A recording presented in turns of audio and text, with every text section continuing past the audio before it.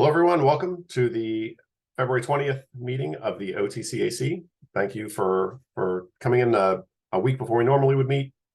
So thanks to everybody here, and thanks to our members of the public who are attending.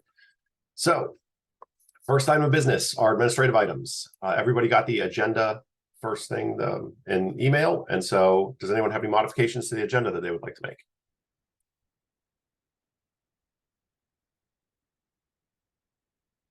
Okay. Hearing none, could I get a motion to approve the agenda then, please? Motion. Okay, thanks, Stuart. Can I get a second? Second. Okay, thanks, Drew. Any opposed to approval of the agenda? Hearing none, the agenda is approved. It's not tentative anymore. All right, next up on the list is our meeting minutes. So we have 2 minutes to approve. They were sent through emails. And so that's because in our December special session, we did not actually vote on any of the minutes from November. So first item of business for the minutes, the November 28th minutes. Everybody should have had them. You had a chance to review. Does anybody have any major changes or items that they'd like to bring up about the November 28th minutes?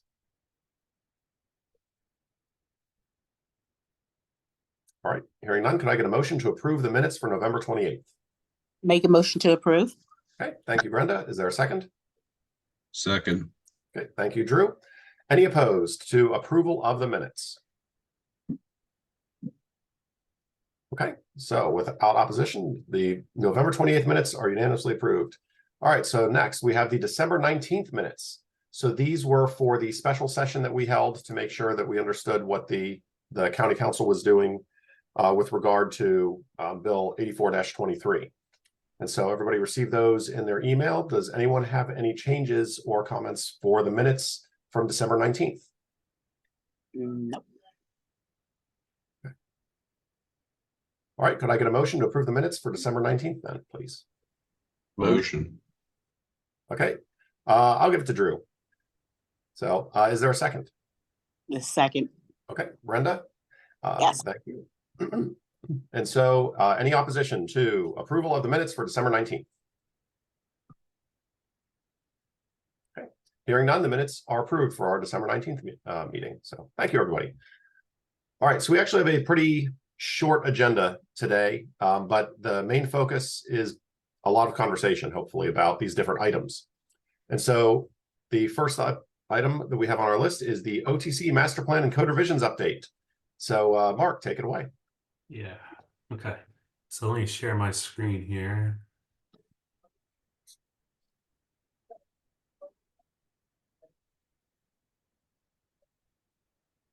Okay, great. So, gosh, we started this process, I think, a couple years ago, and we are currently updating our website to reflect now that the Odenton Town Center Master Plan was adopted on February 5th. It does become effective March 29th. There's about a 45-day waiting period for that then to become effective. So again, March 29th is when it does become effective. And you'll see then those changes to the code. On the right-hand side is the bill that identified any of the code revisions. And on the left-hand side was the master plan that also got adopted. And again, just as a reminder, the master plan is now mostly functioning as that visionary document, setting out sort of strategies and goals of what for capital projects, any additional legislation, any type of policy, items like that you'll find then in the implementation matrix at the back of that master plan. Again, sort of setting out how the committee, as well as then the numerous amount of input points from the public that we had received, talking about how they envision Odenton growing over the next 10 to 20 years. So again, I said it was mostly a visioning document because we do have some of the design requirements within the master plan still. But again, a majority of the code requirements that you would typically find in the code are now in the code, such as the permitted use chart, bulk regulations, how to measure, how to do your traffic studies, things like that. Those items are now in the code. or will be on March 29th.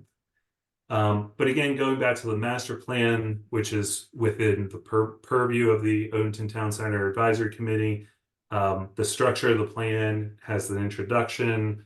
It has a policy chapter which sort of goes through some of the background information so that it helps inform then what those strategies and those goals are within the plan.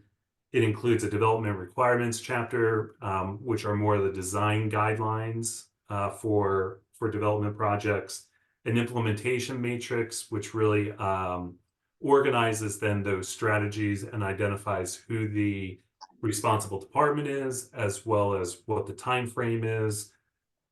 Very generally, like short-term, middle-term, and long-term type of goals to accomplish those, as well as a implementation metric, how we're going to measure success for each one of those strategies.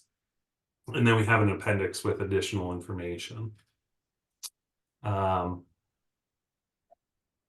then looking at picking up from the December 19th meeting, right, is here are the amendments that were made on Bill 8423, which was for the master plan and the code revisions. So essentially 1 through 8 were covered before December 19th. And I don't think, Jason, we need to spend much time on that unless you want to get into anything. But I'm going to move on to the next slide with the additional amendments since that December 19th meeting. Yep, So I think that's fine, Mark. Okay, great. So since then, there were 2, 4, 6, about 7 more amendments. A couple had to deal with the master plan itself. I tried to illustrate those on the left-hand side, whether if it's a number like 17-5-401, that's an amendment to the code that was made, or I'm sorry, an amendment to the bill addressing the code. For example, adequate public facilities section. That's really just instead of looking back 5 years and sort of taking into account any of those vehicular trips that were measured as part of that traffic analysis, you can now go back 10 years for that analysis. We received requests, and when I say we, I say the county and county council, since requests went through Councilwoman Hummer. There were requests to amend or change the future zoning map. So as a reminder, we couldn't change any zoning lines as part of this master plan process, but what we could do is make a recommendation so that when during the Region 5 planning process, as part of the comprehensive zoning process, part of that region plan process, this future zoning map in the Odenton Town Center master plan can inform that rezoning process. And so we do have 2 of those amendments. One was for that triangular piece south of Odenton Road on the west side of the railroad tracks, changing that to industrial. We anticipate that property would, that's the Ferguson trenching property. We anticipate that property would stay industrial for the foreseeable future and to reflect that then moving forward.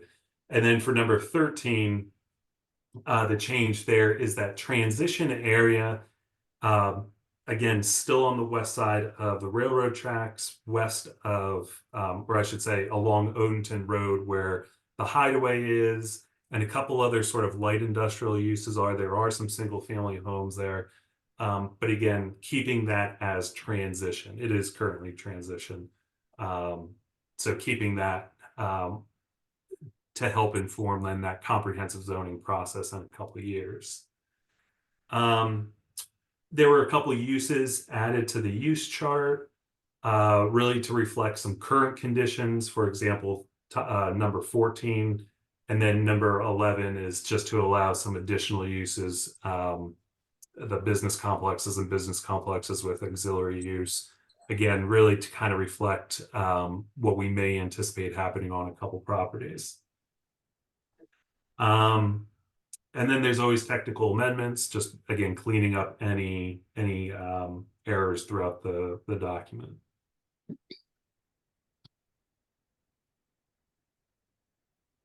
Okay, so moving over to then specifically the master plan. So the purpose that's laid out in the master plan is again essentially what you all are doing or currently doing is you're evaluating the goals, policies, and while strategies may not have been very explicit in the current master plan, they are now in this 2023 version. So again, just looking for the advisory committee to always keep your ear on the ground, hear what's working, what's not working, recommend solutions. And then also we've talked about inviting experts, say from state highway or other state entities or other entities that could then help provide some insight, not only for current planning about what's actually happening on the ground today or any anticipated projects like capital projects, but also then looking ahead to so that they understand what some of the needs are within the community. You'll continue to hear presentations from developers, and you'll continue to submit letters to the Office of Planning and Zoning. Now, I do want to mention here one specific thing here with the letters, right, is it is now formalized, and the letters, I think we can take, I'll work with Jason on this, but what you're now looking through, what you're now evaluating these projects is evaluating it through the lens of these strategies. So what could be helpful is, some introductory language into the letter describing what the project is. And then we envision the letter could take the form of the development project meets strategy BE 1.2, for example, or strategy NE for natural environment and BE for built environment, and talking about how the project actually meets those various strategies or the goals or policies within the document, or conversely, how it doesn't meet some of those, how it doesn't achieve that vision that you all have laid out in this master plan. Okay. Then for the annual report, what we'll be doing, or I should say, is what had been done was more of a statistical rewind highlight reel, if you will, looking at the number of occupancy permits, building permits over the past year. It's now going to transition to more of an analysis of the strategies that have been laid out in the plan and how using those implementation or performance measures rather, how well we've been succeeding in accomplishing that work, those strategies, or not, and any additional notes that we may have on those strategies. So for example, if we are meeting strategy, we can say, hey, this one study that was recommended to the plan is now underway. We see that as being accomplished or anticipated being accomplished. Or maybe that same study saying that we haven't started it, we can provide some notes saying, hey, it wasn't funded in the budget, or maybe there's another priority that is more important at the time, and then that's why this maybe one study needs to be kicked off for a few years. So again, we'll provide more of a qualitative analysis for this annual report rather than one that's more of a quantitative of what's happening in Odenton. So one of the key components then of the annual report that you all have worked on in previous years included a priority project letter, right? Is identifying what the priority projects were, and within your letter to the Office of Planning and Zoning say, hey, we approved this annual report, and here are the projects we think are most important to be funded in the future. We do still anticipate that letter be forwarded to the Office of Planning and Zoning so that we can then provide it to other county agencies, and hopefully then it gets folded, or other agencies that are most responsible for, say, that type of capital project can advance it to the Department of Public Works. But again, we still do see that identification of priority projects in this letter going forward. It's just not now lumped in with this quantitative analysis from the past year. So recommended processes, again, is, we will, based on the master plan, we're going to work on these, trying to streamline that process. We can work with you all, hear what you all think about when you receive these materials ahead of time, what works, what doesn't work, and refine that process. Again, we'll continue to provide those quarterly updates on development projects. We also put those up online as well. We talked about the annual report. And lastly, updating this master plan every 5 years. So again, the master plan is this visionary document. We've also got those design requirements. And again, we don't typically revisit that for another 5 years. However, now that a lot of the requirements have been migrated over to the code, it really makes it a lot simpler if something does need to be tweaked. If there needs to be an added use to the use chart, that can be amended in at any time. I think back several years ago where workforce housing, for example, is a use, a permitted use. But because the master plan is essentially locked and couldn't be amended, it never made its way into the use chart for Odenton, whereas it made it into the other zoning districts throughout the rest of the county. So I think there's a benefit there that, a lot more tweaks can be made as needed. So moving on then to the advisory committee's role, and again, just looking at this as it is now proposed in the code, again, which becomes effective March 29th. Again, just lays out the purpose again, similar to the master plan. The composition, term of members, chair, most of that really does stay the same. I do want to make the note that the composition of the committee, if you remember from the 2016 plan, you all would review resumes and make recommendations on committee members. That is now just exclusively with the county executive, like it is with other boards and commissions within the county. So we don't have to go through that awkwardness in the future. Let's see.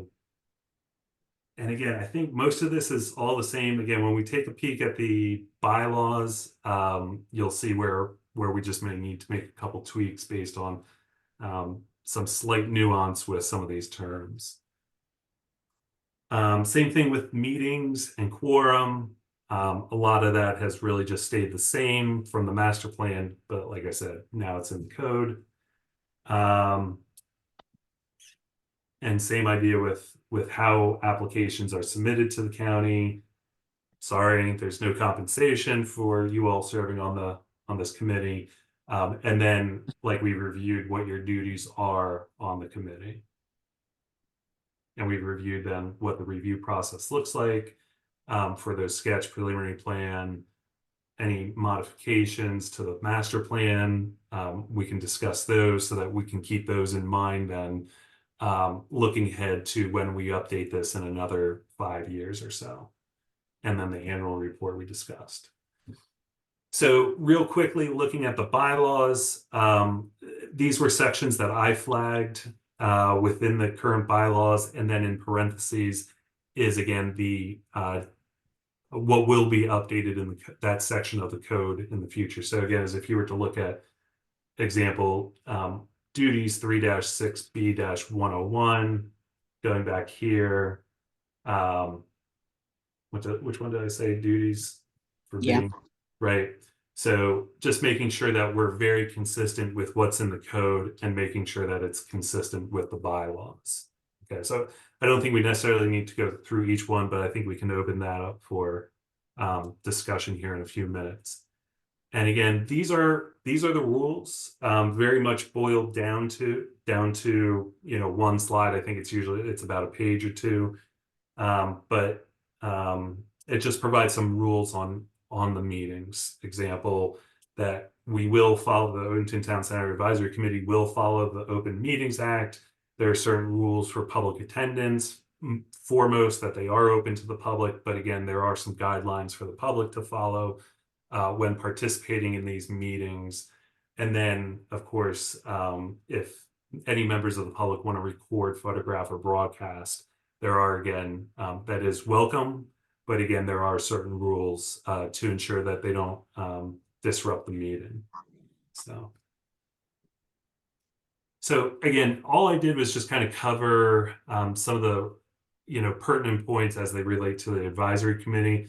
But happy to answer any questions, or Jason, if you want to now discuss any changes to the bylaws or anything in general. Sure. So just a short item for the bylaws. So basically, to update the bylaws, what we have to do is provide to the committee in writing 10 days before the next meeting all of the proposed amendments. And so that's something that I can work with Mark on to get all that laid out. But there are just a few items that I know that we have to just tweak the language to make sure it's in alignment with the code now. So for example, you have all the lists that what Mark had, but just like for example, number 5, the resignation removal. I was mentioning this to Mark at the beginning. Our bylaws say that the county executive can remove a member with or without cause. Well, the code says that's not true. The code says they can only be removed with cause. So we have to remove that phrase. I'd like to have a number 14 added to our bylaws that talk about supremacy, that says that in the event the code is updated and there's a conflict with the bylaws, the code takes precedence over the bylaws until the bylaws can be updated. Like things like that we do need to have in the document. But for the most part, I don't envision anything that's going to be controversial. It's more just administrative in nature to make sure that our bylaws don't conflict with the code updates. I'm happy to answer questions on specifically about the bylaws. And then the rules, as Mark said, I looked over it. I didn't see anything that really would cause me to say we need to actually modify the rules. The only thing would be is an actual official paragraph that says how you modify the rules would be the only addition that I could actually see as something that we would want to do, because technically there's no process to amend the rules written in the rules. So that would be the only thing I could see us modifying is clearly specifying that the rules should be modified in a similar fashion to how the bylaws are modified. You need to be given, the committee should get advance notice to review it and then provide a vote. So that's what I see coming for rules and bylaws. In terms of everything else that Mark presented, I'm happy to, that's where the discussion is, if anybody wants to discuss any aspects of that. So I will stop there and open for the committee. Any comments, thoughts? I'm good, thank you. Just let out the committee know, I attended every county council hearing and testified at every meeting, at every hearing. So I just want to thank Mark and the county council for the process that we were able to all go through and some of the compromises that were made. And hopefully the ones that weren't, the community and development community and the committee can work through together. So I appreciate that. Thanks for doing that, Stuart, and attending and speaking. I know that it was to make the plan better and more approachable for all. So I appreciate the time you took to do that. Thank you.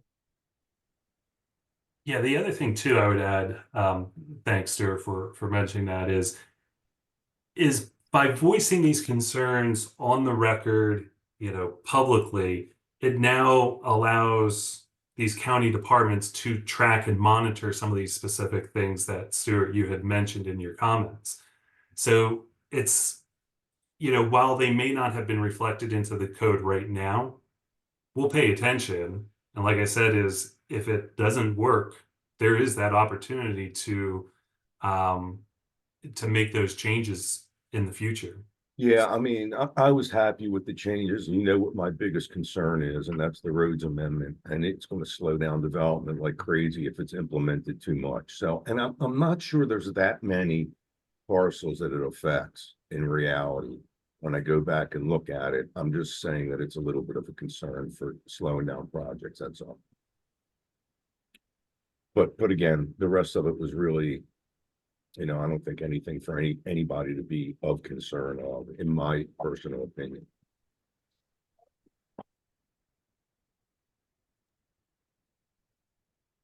So one question I did have for everybody is in terms of the changing scope a little bit to start looking at that more strategic vision of like, what do we think the direction should be to help provide that type of insight or view in our letters. And so in some ways, this comes back to just comments have been made over, at least since I started attending committee meetings in 2016.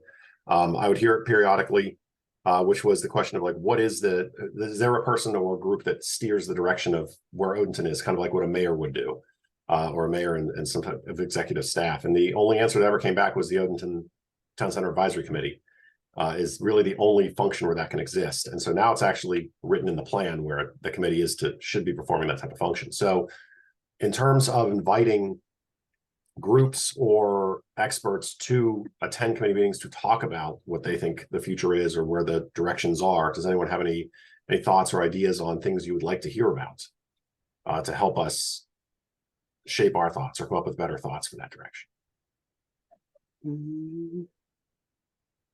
No. So Jason, I really think that stuff, there's a lot of stuff that comes before the committee. First of all, you've done an amazing job of chairing this committee. Not only that, but absorbing information that has nothing to do with your regular job, if I'm not mistaken, and we don't have to say what your job is, and or you'll have to kill me. So I'm just I think that there's some folks that can come in here and help the committee understand some of the things that we're doing.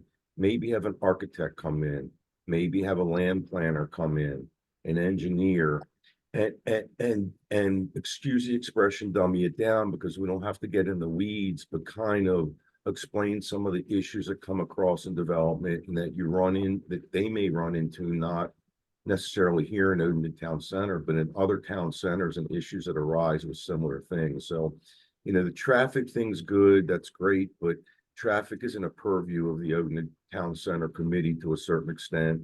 And I think things that we're reviewing and for us to get educated, including myself, would be helpful along the way as things move forward.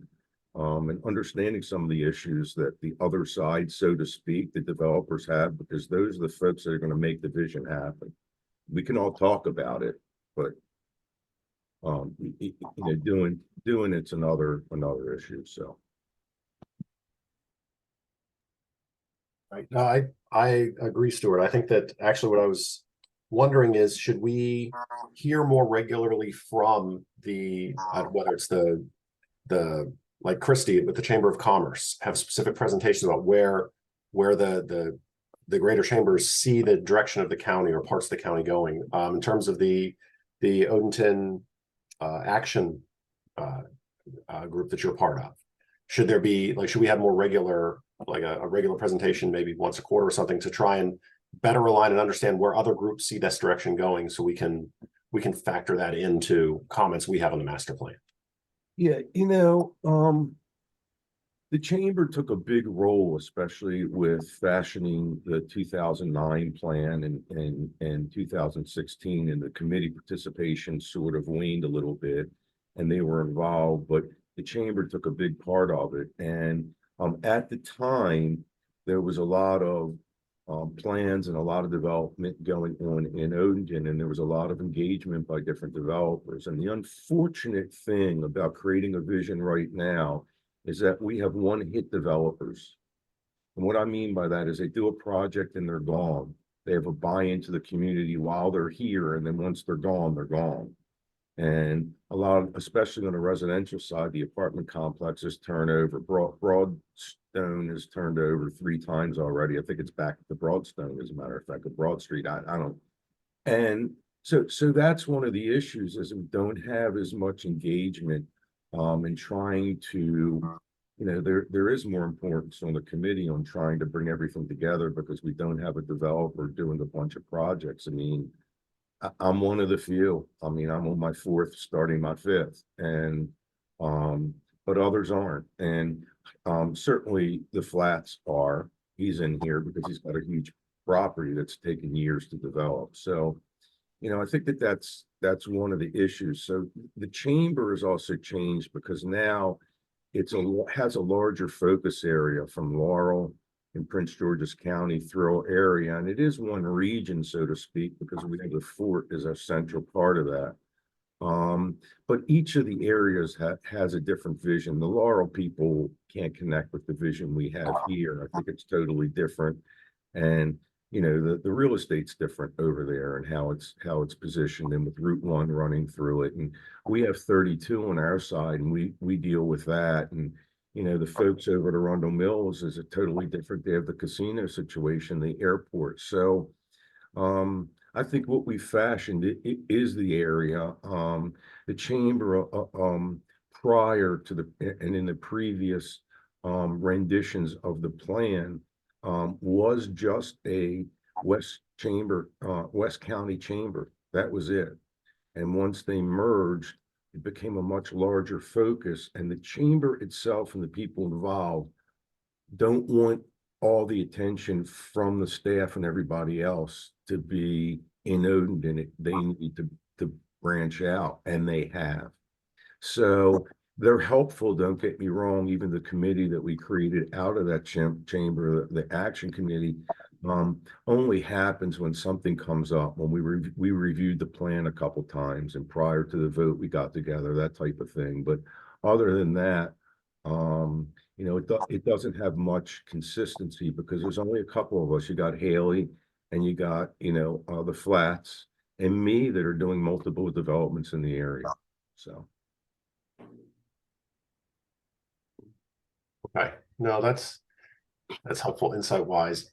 And that's what I guess what I'm trying to figure out is, in order to make sure that we're evaluating the master plan for basically what's happening on the ground, is trying to identify what are those kind of like the pillars of Odenton that we can ask, like what do you see? So for example, like hearing from the fire station, hearing from the fort, because understanding where emergency services fit, understanding the fort aspect. I was thinking maybe some of the larger complexes, like we have where the Giant is.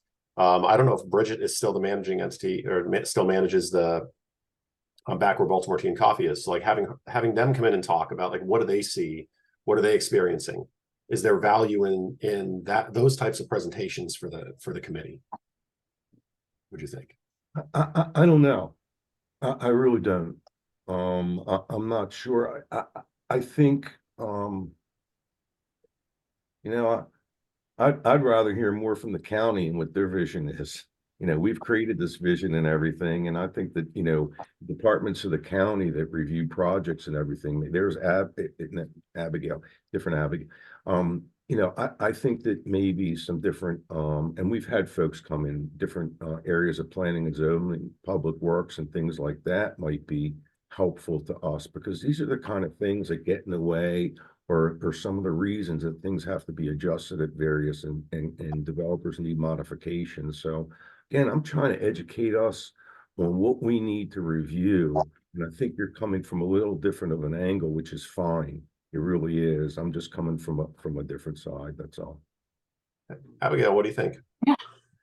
I'm hearing what you're saying too, and it sounds like the idea is we're trying to figure out how to get more perspectives in based on who has stakes in the community.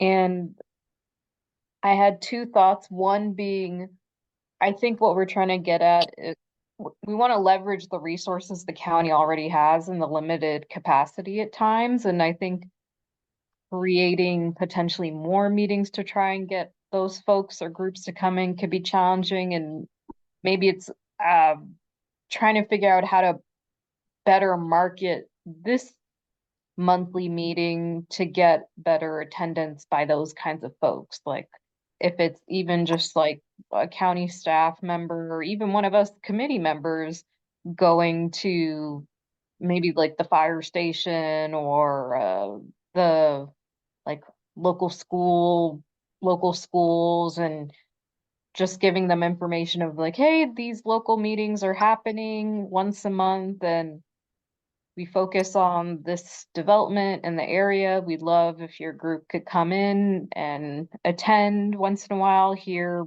like your perspectives based on what's happening. Or I don't know if it already happened. I'm sure a version of it already happened when the master plan was being drafted. I came in once there was already a draft of the plan, but doing kind of like charrette activities to hear more about their visions and ideas of perspectives on the ideas that have come in about Odenton. I know we tend to focus them for the visioning of creating the master plans, but I don't know, I'm just trying to think of one of the things that we talk about is often like the 6:30 p.m. meeting on a weekday is often inaccessible for a lot of folks. So what are alternative ways to get people to be involved that differentiates from this, especially if it feels like Odenton is growing into having like more younger families and young adults, and how do you reach those folks and in a way that's accessible to them?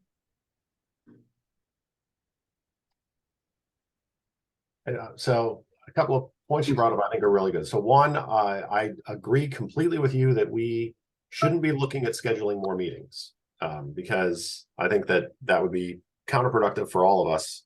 But we need to fit it into the schedule that we have, as well as do a better job with making sure that, and this goes into the conversations that Mark and I have been having about like time units to make sure we don't overbook a meeting if we want to have any informational presentation. So I think that's a good point. Number two, in terms of the getting people here and or other ways to do that, maybe you're right. Maybe saying come here to present to the committee isn't the right type of answer, but rather is there a way to just get information from them that we can then just have brought to the committee instead? So like a questionnaire style, like here's what this individual that we want to hear from, here's what they think, and it's more like a written type of feedback. Basically the goal is there's a bit of a difference in terms of what we should be looking at, and the question is how do we make that difference? We are not going to provide a second set of eyes. Stuart has brought this up quite a bit. None of us are experts in the evaluations that the county does. That's not why we're here. So that's why the code now says you're not supposed to do that. You're supposed to be looking at it in terms of the master plan. And so how do we make that happen? And so I don't have an answer to any of the big questions, but I think that the points you brought up are good and worth thinking about. One of the things I was thinking of doing is just going to different businesses and just talking with whether it's the marketing manager or the owner, just to get a sense of what they are thinking, feeling. As an example, like Crooked Crab Brewery, I was going to go talk to the manager there just because I remember when they started and they were small and they just are expanding. And so I think that's a great success story of a new business in Odenton that has grown over the years in a short amount of time. And it's like, what are their thoughts for Odenton? But I think there are other businesses in Odenton that we can do that exact thing for. So like talking to Shipley's Donuts, how are they doing? What are they seeing in terms of where they would like to see Odenton go? Jason, can I interrupt you for Sure. a second? I would like to Please. go to both of those with you. Thank you. Okay. Mhm. I think we could definitely plan for that. I just need to get it scheduled. I was just gonna say, I think that's a great idea of kind of instead of have them come to us, we go to them. And I think there's a safety in that too of, yeah, there's a lot of people right here in the community who have opinions and stakes, and they're probably seeing more Odenton residents than us on a daily basis. So it'd be great to talk to those folks. And I think in terms of thinking about our role as committee members, I think even thinking of what are ways outside of just being a part of this monthly meeting of going to help out in that way of a couple of us maybe going to see a couple local businesses, and if we had some kind of, I don't know, a form or a set of questions that we can come back to and share with Mark and the county. I'd love to do something like that. I know I go to several different local businesses around here too, from being a resident. See, this is one of the things that we can work with the chamber.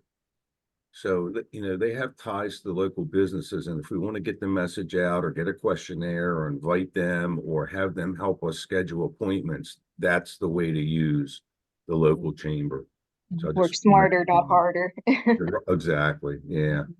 Jason, Yeah, I was also gonna ask Kaylee if I'm the sorry. Economic Development Corporation has anything like that. Yeah, I am sorry. I could not find my hand raising ability there. That's why I'm just chiming in. My first comment was, yes, you know, I'm with the Economic Development Corporation, Town Center, a revitalization area manager, which is kind of a new addition to the county's landscape from where it was maybe a couple years ago, with a specific focus on, you know, areas like Odenton. So I am happy to support any business outreach and engagement that the group would like to do. We have certain contacts with those businesses already, and for those we don't already have contact with, we would love to get some of our financial support resource information in front of them and all of our resources at the Economic Development Corporation. So agree. I think that would all support everyone's efforts right now. So happy to participate in any way. I would love to contact the schools. That one's a little bit unique and different in that like Piney Orchard is adjacent to our main area, but I feel like that's a lot of residents who would have a stake in that. And then the Odenton Elementary Schools right down the street from this main core area. I think those are two big populations to be thinking about, parents, guardians, and with the park coming, I'm sure they'd have thoughts, like if there's a way to, it wouldn't probably be a school district because that's too high level, they wouldn't have specific thoughts, but I would be happy if we had some ideas of going to the school and talking to maybe administration or faculty or however we're thinking of that.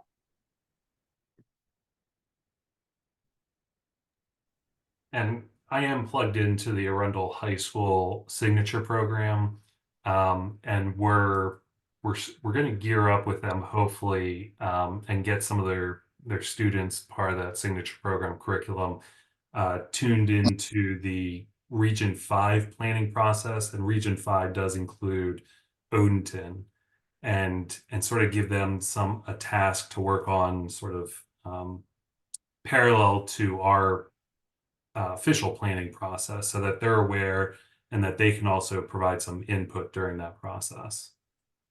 I love that. That's awesome. I'm happy we're doing that. Yeah. Okay, so should we have a set of questions for each individual company, the same questions? And so we can look at it and bring it back to the committee and say, hey, this is what each one is bringing forth. How do they see their business expanding? What do they want from us? So forth and so on. I think having a consistent set of questions would be helpful to us. Yes, because then we can, like, questions that help inform our responses to inquiries that we get. The more consistent, the better the view we get across the different regions of Odenton in terms of what they're thinking, versus if we have it specialized to every single business, then it'll be hard for us to pull it together as a unified view. Right. I think there might be a couple different groups too. Like there's the business one. Could we have one for maybe like, I don't know, like young young adults living, like the renters, like people in those complexes right nearby, like the one right in front of the station, one for like school focused, if we go talk to the local schools. Maybe like we could narrow down like a core, like, I don't know, like 4 groups, 4 or 5 groups.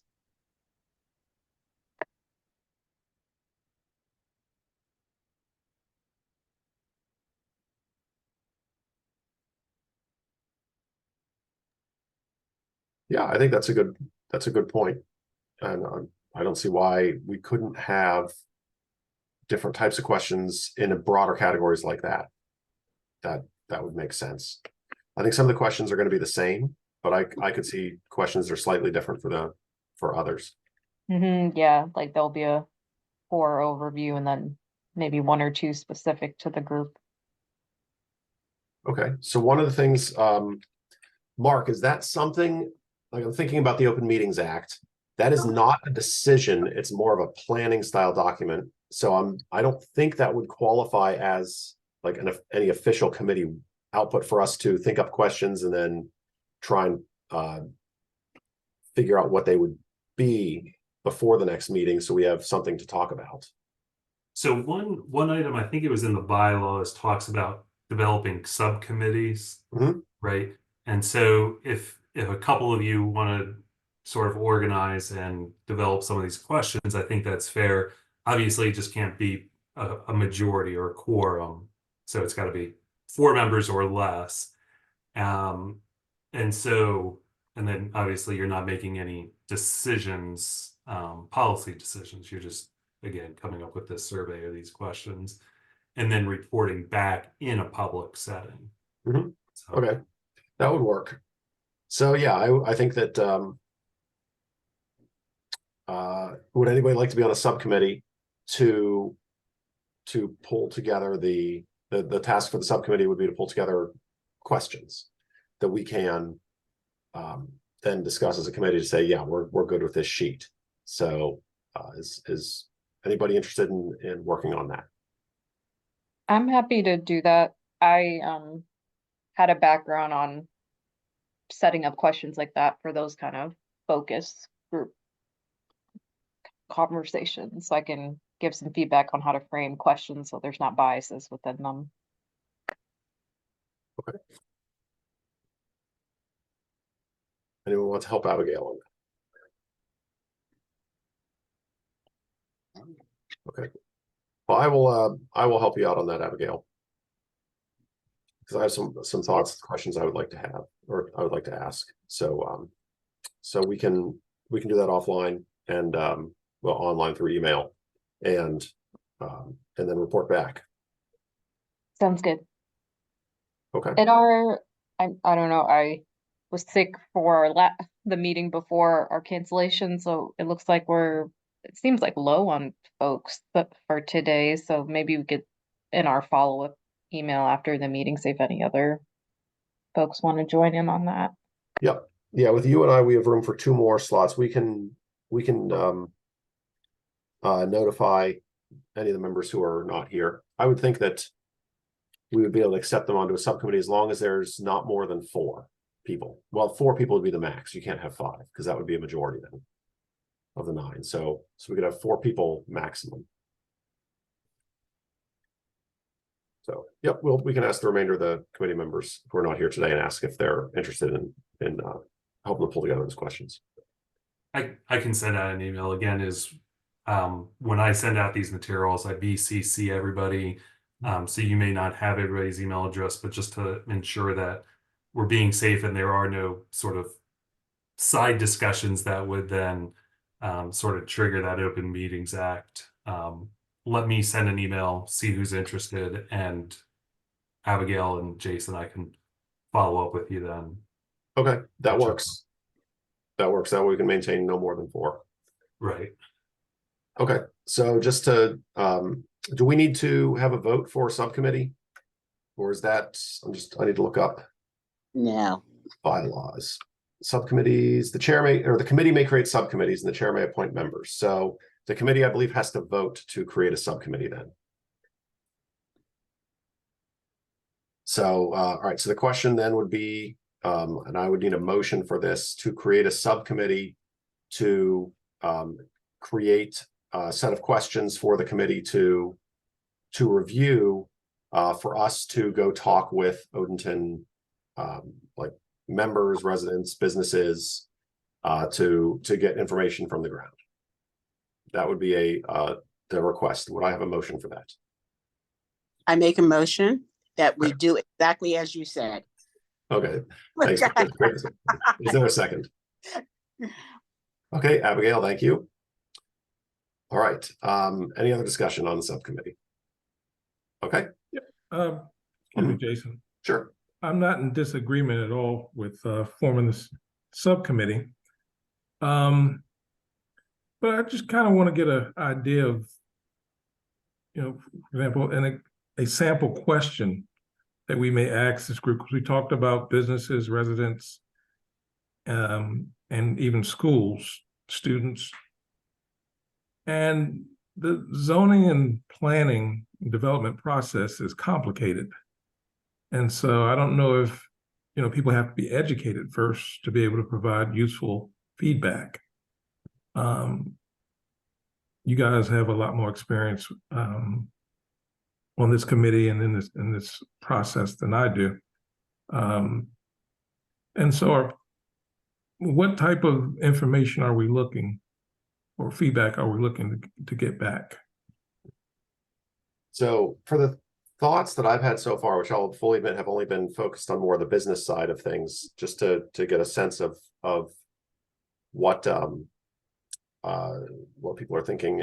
So for example, I talked with Bridget, because so she previously was on the committee and then manages that entire complex. But it's what is her outlook? What would be some of the things that she wished that Odenton would have, that she feels would help her be more successful, in terms of items that are in the strategy, like the built environment items. I'm sure we could pull questions from, do we see like where more natural environment effects, like is that a focus where, based on where she is, because it's a lot of, say, parking lots, that we need to have more open space, like things like that that just helps us understand, where does she feel Odenton is falling short, and those are items that she would like, that if she had her way, would help her.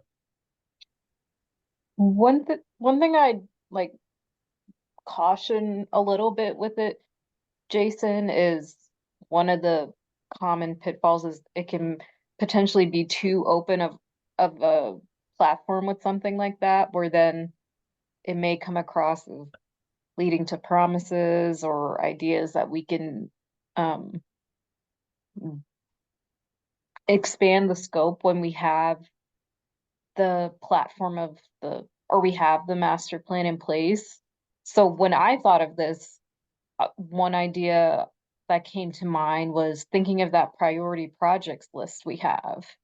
And if we already have that list, of giving a little bit more context of it to businesses or folks and hearing their thoughts of, given this list, like how could these things help your business, and what would you need or expect from these things coming up, or where do these priorities land for you? So because if we already have an idea of what the projects will be and what kind of upcoming development is, and what the master plan has laid out of a general idea of what's to come, I think we want to frame like hearing their perspectives more to know how it would benefit them and what ideas of things we can do in leeway of that.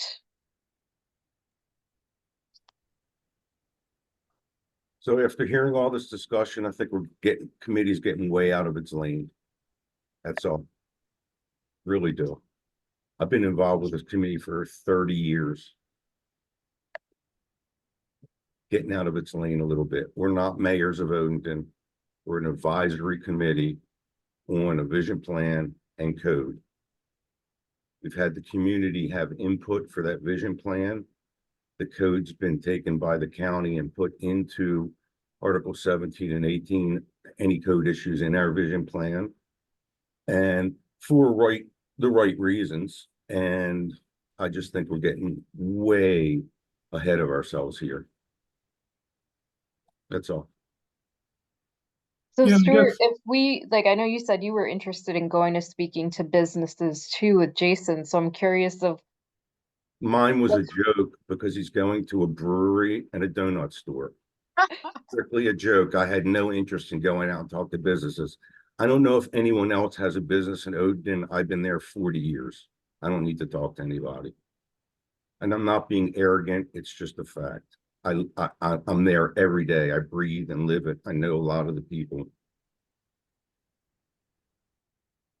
all right, Yeah, and that was kind of my thought, is what Stuart just spoke about, is whether or not we're almost repeating the public input part that went into developing the plan.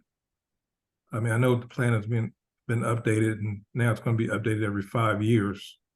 So I just don't know how valuable that feedback will be. And I think, yeah, I think any feedback that you get from anyone, whether it's business or a residence, it's good for all of us. You know, you're going to a business, you say, why did you come into this area? You know, if there is a choice, what else can we do for you? The same thing as a resident. Why did you move into the Odenton area? I know I moved here only because I said, find me a house within 30 minutes of my daughter's school. I don't care where it's at. But once it was the house, and it was like, hey, this is what I want. But I think any feedback that you get from anyone is valuable.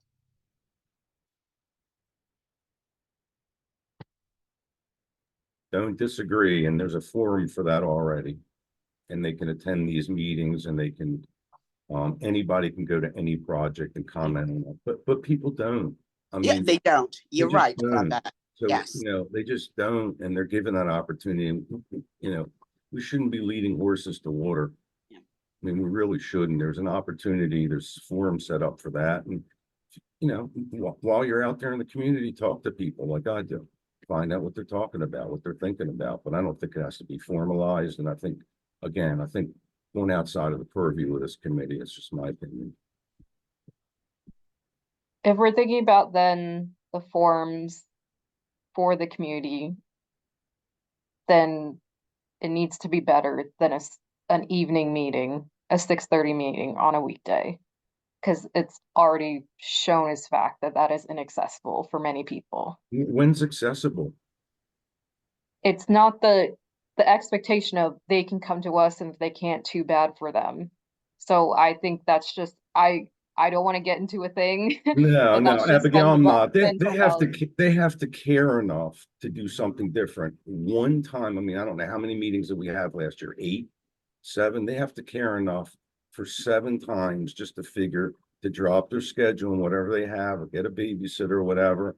They can't come in the morning, they're taking their kids. People have jobs during the day, they can't. This is when people are home and they have a chance to turn it on. They can make dinner while they're listening and everything, and take 2 minutes to comment at the end. I mean, that's the reality of it. And Zoom is the platform that allows more people to participate. It's easy. They don't have to come anywhere. We used to meet at the fire station, the library, police station, I'm sorry. You know, and now we're at Zoom. It's accessible, and they still don't come. So it's just a reality of these types of things. How many people, when we did ask for public comment at 17, it was advertised, it was at the library, there was information there, with 17 people in a community of 75,000. Yeah, and as a reminder, we did have, during the master plan process, we did paper surveys and online surveys. And one of the surveys we did even have translated into Spanish. So the effort's there. You know, we can't make all the effort. It has to be both ways. That's all. That's all I'm saying. I agree with you there. Yeah. Like I said, I'm not trying to go into a thing. I hear your opinion. I know mine. I don't agree. I agree with some of the things you said, not everything, but If this is all the county is willing to do on a regular basis, that's what it is. Okay, so, all right, hearing the thoughts, are there, so we still have a question on the table that we do have to tackle. We have to say yes or no to that. And so, in terms of the scope, the one thing I do think that has shifted though, Stuart, because I agree, it's the plans have been relatively consistent, is this bigger focus on this strategy of what is or isn't working about the vision. It's not as much, it's more focus on, is the project meeting the plan, the intent of the master plan, which is a bit more than we've been doing before. Before was, in some ways, as we've said, there were focuses in the developer projects of mainly going after that development project about shortcomings that should have been found in the county's review.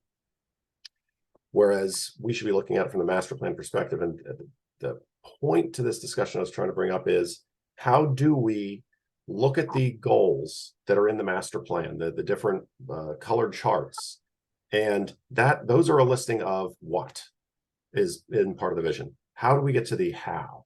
And matching up what's reality and what's how, to make sure any feedback that we give on this master plan is good feedback. It's useful and representative of as many and Odenton as possible, that because that's what we're trying to help steer in that regard. So I still think that you're welcome to attend any discussion at the brewery or donut shop with me. That invite would still stand. Drew, go ahead. Hey, sorry. First off, sorry I got my camera off for most of the time. I'm constantly draining because I'm sick, so I don't want you all to have to witness that. But to go along with this, do we get any input from the base as far as quality of life surveys and stuff? Because if not, we're ignoring a huge part of the population right there, and the majority of the work is already done by them. Because if they're getting in those quality of life surveys, because I've taken them, I was active duty for 20 years. You get, here's the things we wish we had. Here's the things that we wish out in town that was more accessible. And they do all that. The base does. So, I mean, if we talk with the garrison, we might be able to tap into that. And that would probably give us a good indication of where we need to focus our efforts or what we should be looking into. Just my 2 cents. And also, I don't think we need a subcommittee for the other thing. Just my 2 cents. Well, we'll get to the vote on that. But in terms of the fort, we used to receive a yearly update from the garrison commander, but we haven't had one in quite some time. I do think we should probably get one. And so quality of life surveys, I don't recall having seen those. I don't know if the county gets those from the base or not, but if we can get them, that would be, maybe that does answer all the questions like that. So that's a great point. I'll look online for it, and if I can't find anything, I can always, I work on base, so I can swing by the garrison tomorrow and find out who a good POC is to that. Yeah, Chad Jones is is an ex officio member representing Fort Meade. I think he is the public information officer, and I'm happy to reach out to him and ask him some of those questions, and especially maybe get a presentation by the commander. Right. Yeah, I mean, one of the things, and I'm chair of the transportation committee for the Fort Meade Alliance. I have been for years. I was on their board, and I'm still involved inside the gate. And one of the issues you have is you have a commander changes every 2 years. Takes him 6-9 months to catch up, and then he's a lame duck for 6 months before he leaves. So it's a very short window. And each time you start to get something going, the next commander has a different priority. Now, that doesn't mean that their vision is different for the community. And they do have a vision. I mean, Chad had some comments during the presentation, if you remember, for the garage, and he thinks that the fort should be represented somehow with a sign at the parking garage at the MARC train station. So he has been to our meetings and has been involved. The community would love to see some type of program, and the chamber tried to execute it years ago, but creating a sense of community. You see communities with flags on the poles, welcoming you, and this is the cyber capital of the world, or welcome to the Fort Meade area, whatever you want to say. That doesn't matter. It's not the point, but we've tried to implement things like that, and to have somebody to do it, as well as to have the funding to do it, which I believe is there in the TIF money. It's another story. But those are the kind of things that they want. There's quite a lot of things that aren't in the community because they're provided at Fort Meade. So there's a little bit of a competition there between the community and the post. But I think it's a great idea to have those updates on a more regular basis than we have been getting over the past couple of years, because they are a big part of the community. One thing also remembering when we're trying to get information in the community, a very transient community. So it's a different community than some other places. So you just got to keep that in mind as well, because the interests of the people constantly change.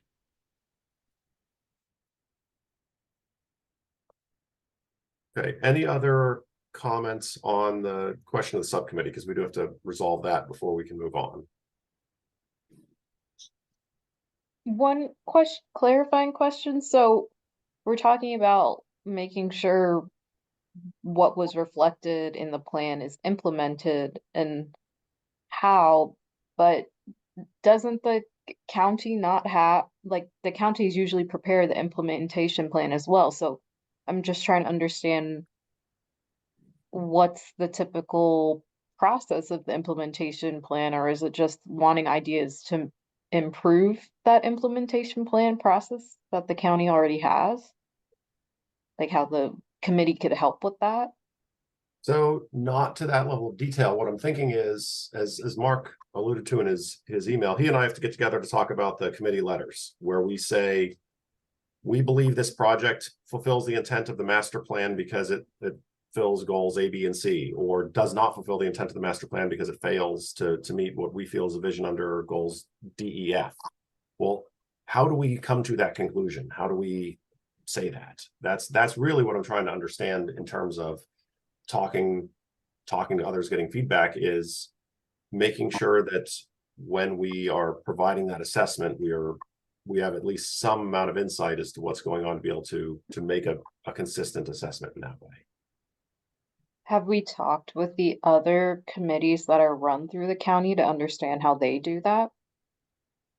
So for example, the implementation, or the annual report that we prepare for Plan 2040, which is the county's, it's the county-wide master plan. We have various representatives from other departments that provide that information, make up that committee to help inform then that report. And so obviously we want to push it through you all so that you can sort of review, understand, ask any additional clarifying questions.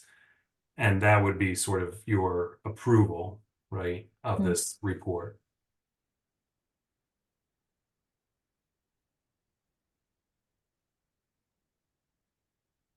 But if we, for example, wanted to know how, like, parole did their letters, we would have to invite the parole chair to come and talk to us, or the Glen Burnie Town Center. Yeah, well, you guys are unique because the parole doesn't have an advisory committee, nor does Glen Burnie. Okay, well. But I don't even think it's that. I think that's like a simple email. Like, can you tell us a bit more about your process? And then if there's questions, ask. Well, if they don't have an advisory committee, there's nobody to contact. That's the. Well, So I don't mean them. I like other town committees. I mean, like, when we did the application for this to be on this committee, there were options to join all these other ones, of asking those, like, how do they approach their comments regarding what their specific area is of work, like the arts one, of when they're giving the feedback on the arts plan, like, what are they basing it on?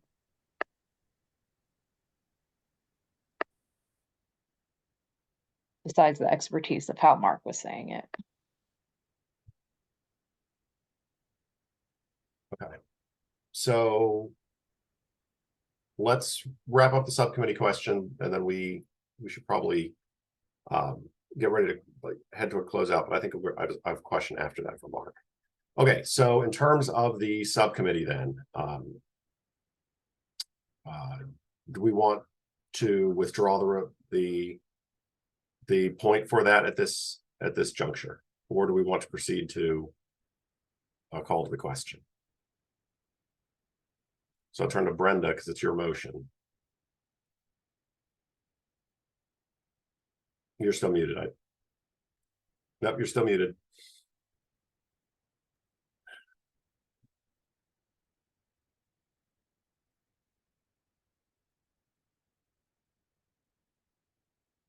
Technology is mad at you today, Brenda.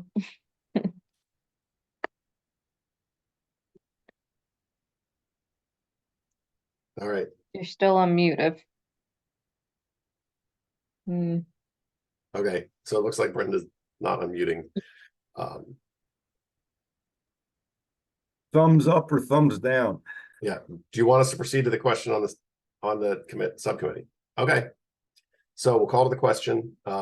Is there any more discussion on if we should have a subcommittee to look into this question set?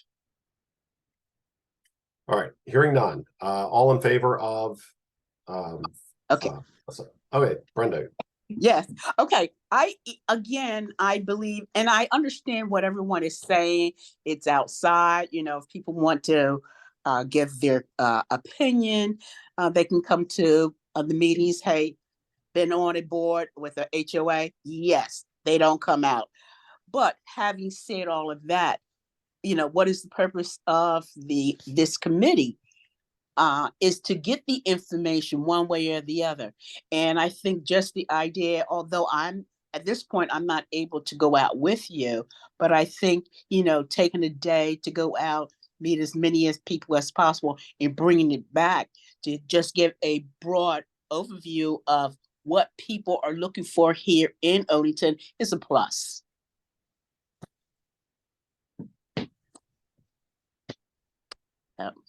That's why I agreed to keep it. Okay. All right, so all in favor of having a subcommittee for that purpose, raise your hand, say aye. Aye. Okay, I will withhold because we have an even number, including me, to see. I'll withhold my vote till after the reverse. So all opposed to the motion, raise your hand or say aye. So it was recorded 2 in positive, 2 in the negative. Eric, are you abstaining or are you? I'm abstaining because I am not against the subcommittee being formed to carry this out. But I'm not necessarily for it, but I'm not against it as either. So all right. I'm abstaining. Okay, so the record is 2 for, 2 against, 1 abstention. So as the chair, I will vote in favor. So I will take some time with Abigail and the others who want to at least discuss the issue. The subcommittee does have the option to return nothing. Right. As well. So it's just a way for us to continue to talk through it. Okay, so now we can move past that. Is there anything else on the master plan? There's one question I did have for Mark in terms of, we'll put under new business. Anything else under the master plan? Okay, all right. So anything for advocacy and new business? Anyone has? Not new business, but I when I was having my technology issues, I missed a bit of the beginning when we were talking about the committee laws and bylaws. And just one thing I want to clarify that was on that document was it was saying that there is a term limit for the members, and our term is 3 years, and that the term limit is 3 terms. So that's like strictly being followed or okay. Oh, yes. Yeah, the county follows that. Okay. And I typically reach out to folks before a term is up, working with boards and commissions, ask if you're still interested in a reappointment. and again, I think hopefully you all know when your terms expire, but you will get a heads up from me a few months prior asking if you're still interested. And then the county executive takes that under advisement when he makes his appointments. Yeah, that was my only question. So thanks. So, Mark, my question on the advocacy and business side is something Abigail brought up, which is just overall process. Do you know if there are any other committees that the county has that are like what we do here, where we are providing an advisory written opinion on a specific topic? The only one I know of is the PAB, but I don't know all the county committees. And so, where you said there are no other town centers that have an advisory committee, are there other advisory committees that would have a process where we could look at what their process is? And it's not a question you have to answer now. And to clarify, you're looking for how they provide feedback to the county or advise. Specifically, if they're doing any feedback on the like recommendations for vision changes, goal changes, the objective changes, code changes, etc., like what we have in our charge now. I Yeah. remember seeing an arts one that was specific to the Arts Commission, and I would think like it's a different topic, but the general idea would be similar, to even just ask a little bit about their process. I'll reach out to Kaylee Schultz, director of boards and commissions, and I mean she knows these boards and commissions like the back of her hand. So I think she'll know what you're getting at as well and can provide an answer. So let me get back to you. Okay. Yep, that's fair. Okay. All right. Anything else for advocacy new business? One for me, I had emailed, I think it was just Mark potentially, about this Maryland, the Housing and Community Development Agency had several grants related to commercial development and revitalization, and it said from the eligibility that this that the county would be eligible because it said any local government body.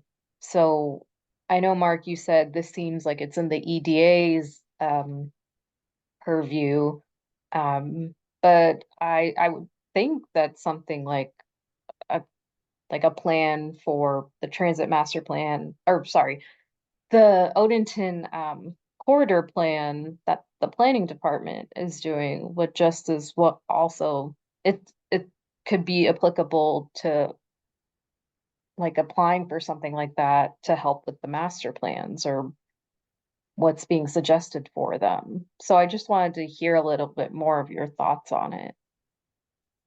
I think it was dealing more with Kaylee. I had mentioned this to you. It's more about, I think, the vacancies and how to spur redevelopment with commercial development where there might be a vacancy.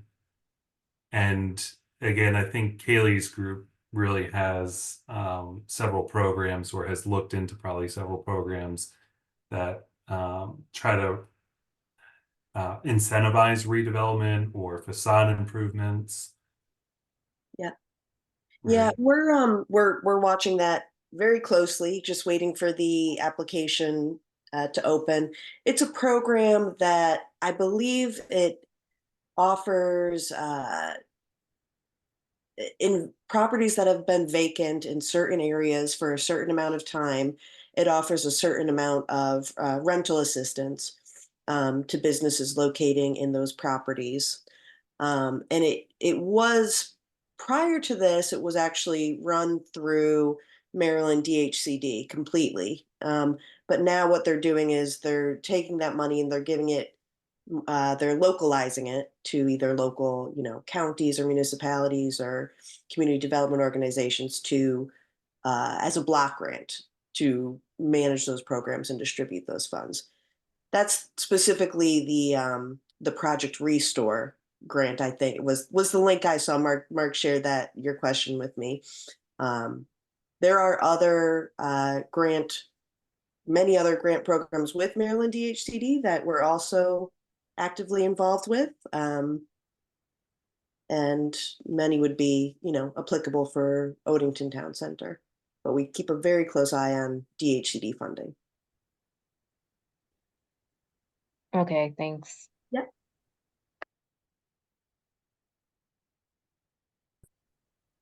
All right. So seeing none, now we have our general public comment. Are there any members of the public who would like to have a few minutes to speak? If so, just raise your hand so that way Mark can flag you and activate your ability to speak. And by raising your hand, we mean using one of the functions below on your toolbar, since we can't see you at the moment.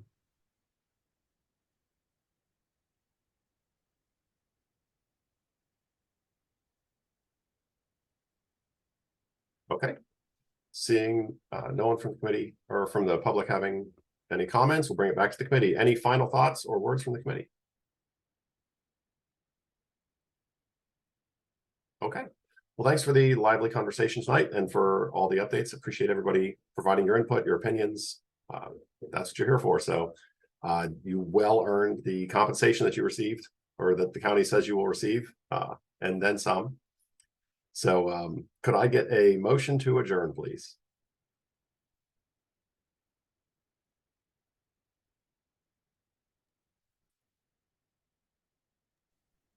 Okay, I make a motion to adjourn. Okay. Brenda, I think I saw Stuart waving his hand. Stuart, is that a second? Yeah. All right. So any Hey, objections? give it to Drew. You got to give it to Eric. Give it to Eric. Eric, give it to Eric. Okay, so Eric got the second. He gets the second. All right, Brenda made the motion. Eric has a second to adjourn. Any further discussion? All right. Hearing none then, any objections? Okay, we stand adjourned at 7:53. Thanks.